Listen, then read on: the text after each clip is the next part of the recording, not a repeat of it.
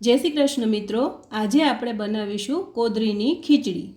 मैं અહીંયા પોણો કપ કોદરી અને પોણો કપ મગની ફોતરાવાળી દાળ લીધેલી છે।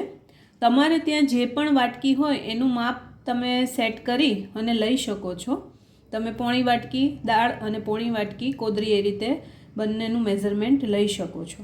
મિત્રો, હવે આપણે દાળ અને કોદરી એક બાઉલમાં લઈશું સાથે, બંને સાથે, અને 3 પાણીથી આપણે એને વોશ કરી નાખશું।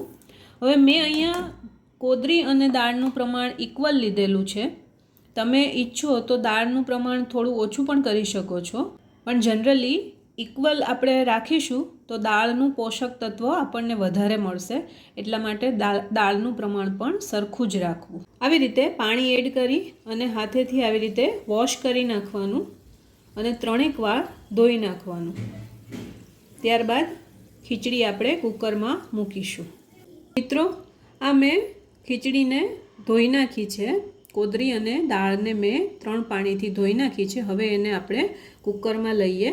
આ રીતે આપણે કોદરી અને દાળને કુકરમાં એડ કરીશું। હવે 1 કપ જો તમે લીધેલી હોય ખીચડી તો તમારે 4 કપ જેટલું પાણી નાખવાનું છે, કેમ કે કોદરી છે એ પાણી વધારે ચૂસશે, એટલા માટે થઈ અને આપણે 4 ગણું પાણી નાખવાનું છે। અહીંયા આપણે 1.5 કપ ટોટલ થાય છે, પોણો અને પોણો 1.5 કપ, એટલે હું અહીંયા 6 કપ જેટલું પાણી લઈશ। આ રીતે 6 કપ આપણે એડ કરીશું। હવે મિત્રો, આપણે 6 કપ પાણી છે એ નોર્મલ ખીચડી કરવા માટે પરફેક્ટ મેઝરમેન્ટ છે। મારે ત્યાં થોડી ઢીલી ખીચડી ખવાય છે, એટલા માટે મેં અહીંયા 1 કપ પાણી વધારે નાખ્યું છે, એટલે 7 કપ પાણી નાખેલું છે। હવે આપણે એમાં હળદર અને મીઠું નાખીશું।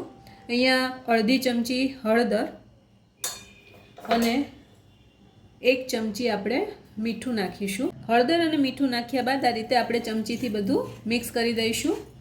હવે કુકરનું ઢાંકણું બંધ કરી અને આપણે ગેસ ઉપર મૂકીશું। આ રીતે આપણે કુકરનું ઢાંકણું બંધ કર્યા પછી ગેસ ચાલુ કરી દીધો છે। આપણે 4 થી 5 સીટી વગાડીશું। મિત્રો, આપણી 4 સીટી વાગી ગઈ છે અને ત્યારબાદ 10-15 મિનિટમાં કુકર ઠંડુ પણ થઈ ગયું છે। તો હવે આપણે કુકરનું ઢાંકણું ખોલીશું। જુઓ મિત્રો, કેટલી સરસ ખીચડી બની છે। આપણે જે ટેક્સચર જોઈએ છે ઢીલી ખીચડીનું, એ રીતે સરસ ખીચડી બનેલી છે।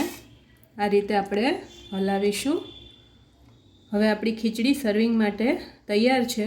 ચોખાની કમ્પેરિઝનમાં ફાઇબરની માત્રા વધારે હોય છે, તેથી એ ડાયાબિટીસના પેશન્ટ માટે ખૂબ જ સારી છે। તો ટેસ્ટમાં પણ સારી લાગે છે। મિત્રો, જરૂરથી ટ્રાય કરજો। ચોખાની ખીચડી કરતાં કોદરીની ખીચડી જરૂરથી ટ્રાય કરજો। મિત્રો, આ ખીચડીમાં ઘી નાખી અને સર્વ કરી શકાય, દૂધ સાથે, દહીં સાથે, અથવા તો શાક સાથે, લીલી ડુંગળી સાથે, કોઈની પણ સાથે તમે ખીચડીને સર્વ કરી શકો છો। ખીચડી છે એ પચવામાં ખૂબ જ હળવો ખોરાક છે, એટલે હેલ્થ માટે ખૂબ જ સારો।